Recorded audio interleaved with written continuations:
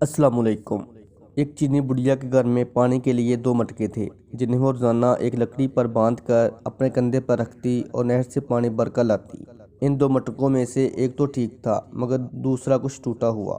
हर बार ऐसा होता जब बुढ़िया नहर से पानी लेकर घर पहुंचती, तो टूटे हुए मटके का आधा पानी रास्ते में ही बह चुका होता, जबकि दूसरा मटका पूरा भरा हुआ घर पहुंचता। साबत मटका अपनी कारकर्दगी से बिल्कुल मुतमिन था, तो टूटा हुआ बिल्कुल ही मायूस।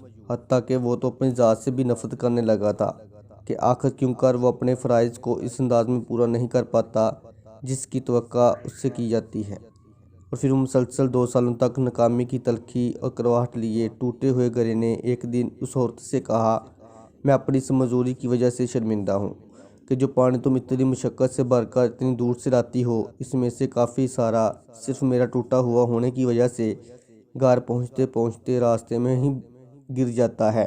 गधे की ये बात सुनकर बुढ़िया हंसती और कहा, क्या तुम इन सालों में से ये नहीं देखा कि मैं जिस तरफ से तुमको उठाकर लाती हूँ, उधर तो फूलों के पौधे ही पौधे लगे हुए हैं, जबकि दूसरी तरफ कुछ भी नहीं लगा हुआ।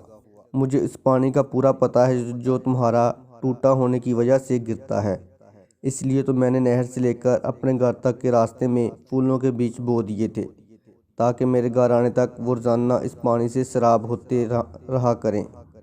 इन 2 सालों में मैंने कई बार इन फूलों से खूबसूरत गुलदस्ते बनाकर अपने घर को सजाया और महकाया। अगर तुम मेरे पास ना होते तो मैं इस बहार को देख ही ना पाती जो तुम्हारे दम से मुझे नज़र आती है।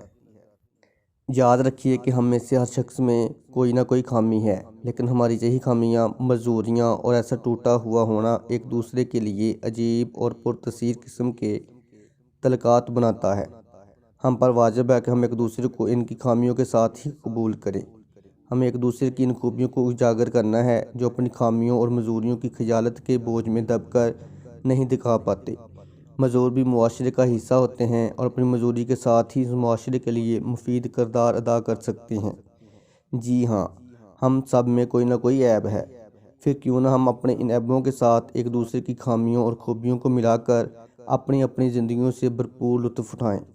हमें एक दूसरे को इस तरह कबूल करना है कि हमारी खूबियाँ हमारी खामियों पर पर्दा डाल रही हों। मज़ीद इस तरह की अखलाकी और सबक आमोज़ कहानियों के लिए हमारे चैनल को सब्सक्राइब, वीडियो को लाइक और शेयर करें। शुक्रिया।